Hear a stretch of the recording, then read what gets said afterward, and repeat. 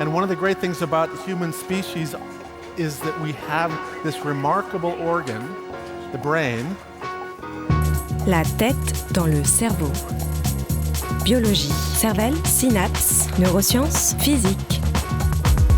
The human brain really is the most unique gift of our species. Avec Christophe Rodeau. Dès la naissance, en moyenne, filles et garçons n'auraient pas tout à fait le même cerveau. La tête dans le cerveau.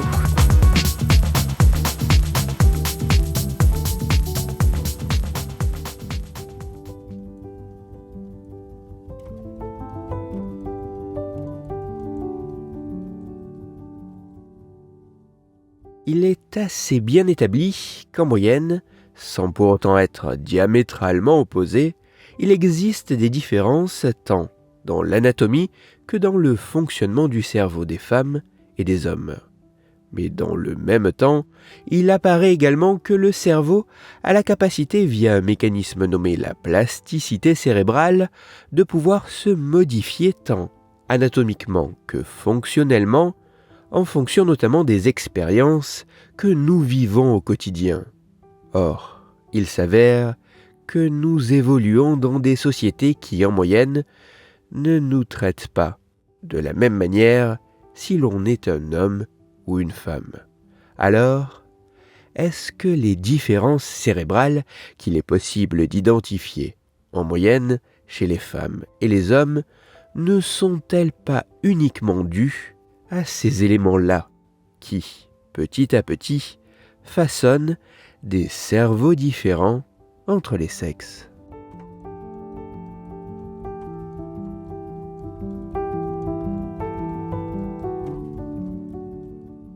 C'est pour tenter d'apporter des éléments de réponse à cette complexe question que des chercheuses et chercheurs britanniques, états-uniens, italiens, canadiens et taïwanais ont collaboré le temps d'une étude dont les résultats ont été publiés en octobre 2024.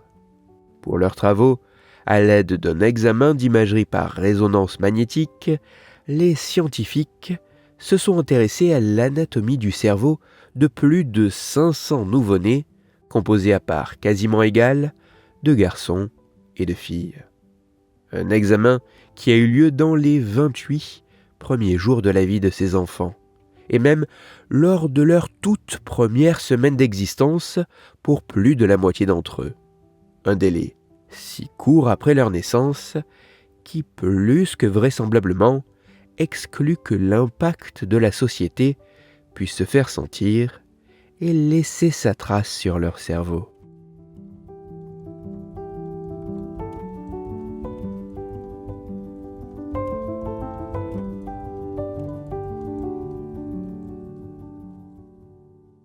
Les résultats de cette étude mettent en évidence qu'en moyenne, même en tenant compte des variations qui pourraient être dues au poids de naissance, entre le cerveau des nouveau-nés filles et celui des nouveau-nés garçons, il existe de nombreuses différences anatomiques.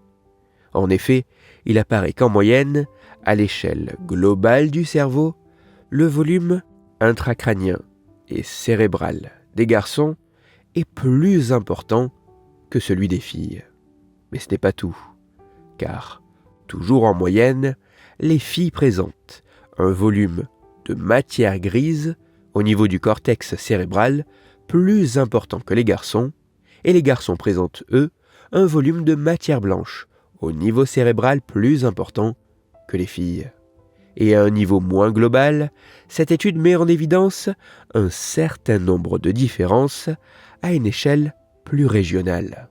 Ainsi, dans des régions comme le corps calleux, la partie postérieure des gyrus parahippocampiques, les lobes pariétaux, le gyrus singulaire antérieur gauche et le noyau caudé gauche, le volume de matière grise et ou de matière blanche est plus important chez les filles que chez les garçons. Alors que dans des régions comme la partie postérieure du gyrus temporal médian et inférieur droit et le noyau sous-thalamique droit, c'est l'inverse.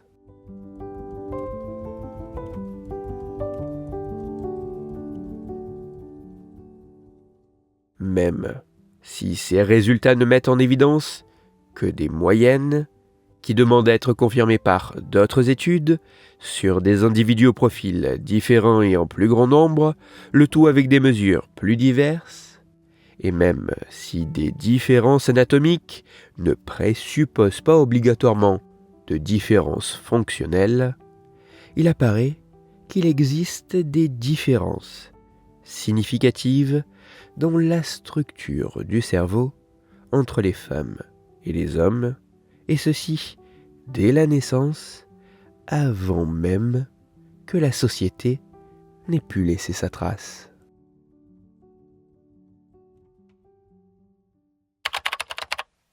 Pour aller plus loin, je vous renvoie vers un article disponible gratuitement en ligne qui a pour titre « Les différences cérébrales entre les sexes se présentent dès la naissance selon une étude ». Il est écrit par Hélène Bourg et il est à retrouver sur le site parents.fr. Toutes les études scientifiques m'ayant servi à écrire cet épisode, ainsi que les références de l'article pour aller plus loin, se trouveront sur mon site Cerveau en argot, dont le lien se trouve dans la description de l'épisode. Dans cet épisode, j'ai parlé des différences cérébrales qui existent entre les femmes et les hommes. C'est pour cela que je vous invite à écouter l'épisode numéro 278 de La tête dans le cerveau. Dans celui-ci, vous pourrez découvrir ou redécouvrir que ces différences pourraient rendre possible l'identification du sexe biologique d'un individu à partir du seul fonctionnement de son cerveau. Pour continuer à échanger, vous pouvez me retrouver sur les réseaux sociaux, sur YouTube ou me contacter par mail. Tous ces liens sont, eux aussi, dans la description de l'épisode. Si pour vous, ce podcast est gratuit et sans publicité, pour moi il représente, au total, plusieurs milliers d'heures de travail et me coûte quelques centaines d'euros chaque année. Alors, un très grand merci à toutes celles et ceux qui prennent le temps de me faire des retours, de partager mon travail sur les réseaux sociaux et de me laisser de très sympathiques commentaires et 5 étoiles sur les plateformes d'écoute de podcast. Pour me permettre de travailler dans de meilleures conditions, vous pouvez également me soutenir financièrement avec un don ponctuel ou mensuel sur la page de financement du podcast dont le lien est dans la description de l'épisode. Christophe Rodeau. La tête dans le cerveau.